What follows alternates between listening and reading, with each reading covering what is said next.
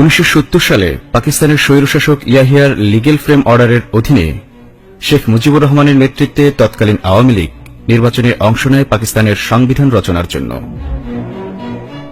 নারায়ণগঞ্জ সহ সারা দেশে আওয়ামী লীগের নির্বাচনী বক্তব্য ও ম্যানিফেস্টো ছিল পাকিস্তানের জাতীয় সংহতির পক্ষে, পাকিস্তানের অখণ্ডতার পক্ষে। 70-এর নির্বাচনে আওয়ামী লীগের ম্যানিফেস্টো বা নির্বাচনী প্রচারণায় বাংলাদেশের স্বাধীনতা নিয়ে একটি শব্দ পর্যন্ত ছিল না।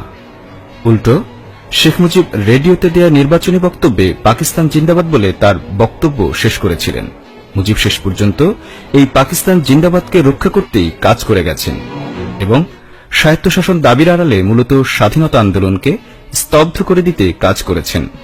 তার প্রমাণ আপনারা দেখুন। প্রথমেই আমরা শুনে নেই রেডিও পাকিস্তানে দেয়া শেখ মুজিবের ভাষণটির কিছু অংশ। We believe that with the support and confidence of the people which our party enjoys, we shall inshallah be able to successfully to meet this challenge. Pakistan Jindabad. চলুন শেষের অংশটি আবার ভালো করে শুনি। Be able to successfully to meet this challenge. Pakistan Jindabad. আমরা কি শুনলাম? শেখ মুজিব নিজের কণ্ঠে পাকিস্তান জিন্দাবাদ বলে ভাষণটি শেষ করলেন। এবার আসি 1971 সালের 7 মার্চের ভাষণে। সিদ্দিক সালিকের উইটনেস টু সারেন্ডার গ্রন্থ থেকে জানা যায়, শেখ মুজিব 7 মার্চের ভোররাতে পাকিস্তানের প্রেসিডেন্ট ইয়াহিয়ার সাথে ফোনে আতাত করলেন এবং ইয়াহিয়ার পরামর্শ ও নির্দেশে সিদ্ধান্ত নিলেন তিনি 7 মার্চের ভাষণে স্বাধীনতার ঘোষণা দিবেন না। কিন্তু বাংলাদেশের সেনাবাহিনী সহ অন্যান্য বাহিনীর বাঙালির সদস্যরা এবং স্বাধীনতাকামী 7.5 কোটি মানুষ যেহেতু স্বাধীনতা যুদ্ধের ঘোষণার জন্য উন্মুখ হয়েছিলেন, সেহেতু তাদের চাপ থেকে রক্ষা পেতে শেখ মুজিব ঢাকা ক্যান্টনমেন্টের জিওসি খাদিম হোসেন রাজার কাছে সাহায্য চাইলেন এবং বললেন তাকে যেন পাকিস্তান আর্মির হেফাজতে নেওয়া হয়, যার প্রমাণ রয়েছে উইটনেস টু সারেন্ডার গ্রন্থের 53 নং পৃষ্ঠায়। বাংলাদেশের মানুষের স্বপ্ন ও আকাঙ্ক্ষাকে বিলীন করে পাকিস্তানের বর্বর ইয়াহিয়ার স্বপ্ন পূরণ করতে 7 মার্চের ভাষণে স্বাধীনতার ঘোষণা দিলেন না শেখ মুজিব। যখন বাংলাদেশের মানুষ প্রস্তুত যুদ্ধের জন্য, স্বাধীনতার জন্য, তখন শেখ মুজিব স্বাধীনতা ঘোষণার বদলে যুদ্ধের প্রস্তুতি নেওয়ার ভণ্ডামি আহ্বান জানালেন, যা কোনোভাবেই জনমনের প্রত্যাশা পূরণ করেনি।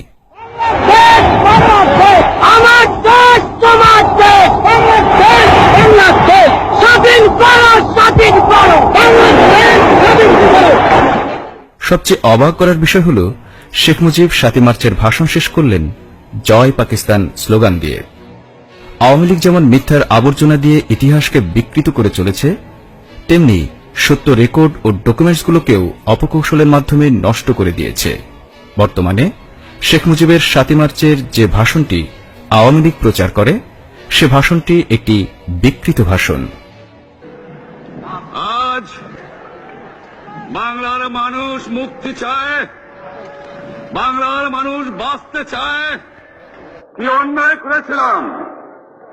নির্বাচনের পরে বাংলাদেশের মানুষ সম্পূর্ণভাবে আমাকে আওয়ামী লীগকে ভোট দেন।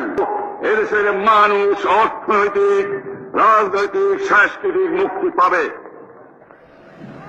কিন্তু দুঃখের বিষয়, আজ দুঃখের সঙ্গে বলতে হয়, এই বছরের করুণ ইতিহাস বাংলার অত্যাচারের, বাংলার মানুষের।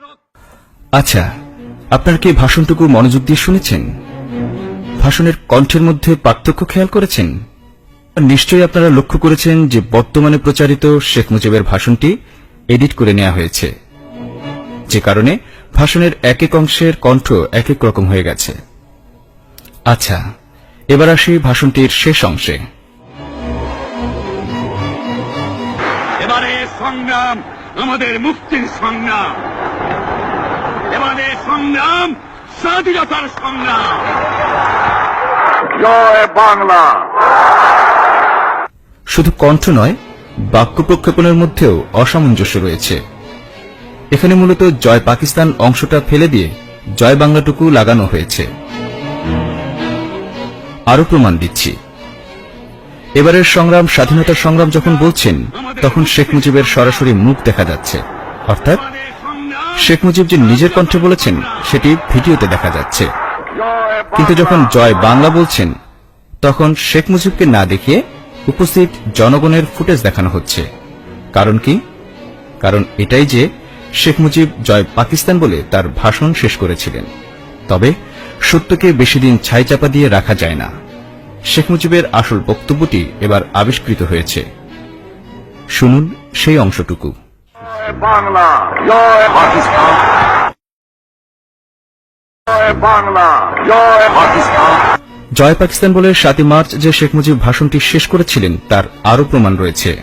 7 মার্চে শেখ মুজিবের ভাষণের সময় মঞ্চের সামনে বসে বক্তব্য শোনা প্রখ্যাত সাংবাদিক ও বাম রাজনীতিক নির্মল সেন তার আমার জীবনে 71-এর যুদ্ধ বইয়ে উল্লেখ করেছেন যে একথা সত্য, শেখ সাহেব 7 মার্চের বক্তব্যের শেষ দিকে বলেছিলেন, জয় বাংলা, জয় পাকিস্তান। এছাড়াও নির্মল সেন আরও লিখেছেন যে শেখ সাহেব কেন জয় পাকিস্তান বলেছিল সে বিষয়ে তিনি তাকে জিজ্ঞেস করেছিলেন। তখন শেখ সাহেবের মুখ কালো হয়ে গিয়েছিল। তখন তিনি বললেন, আমাকে স্বাধীনতার ঘোষণা দিতে হলে অনেক পথ অতিক্রম করতে হবে।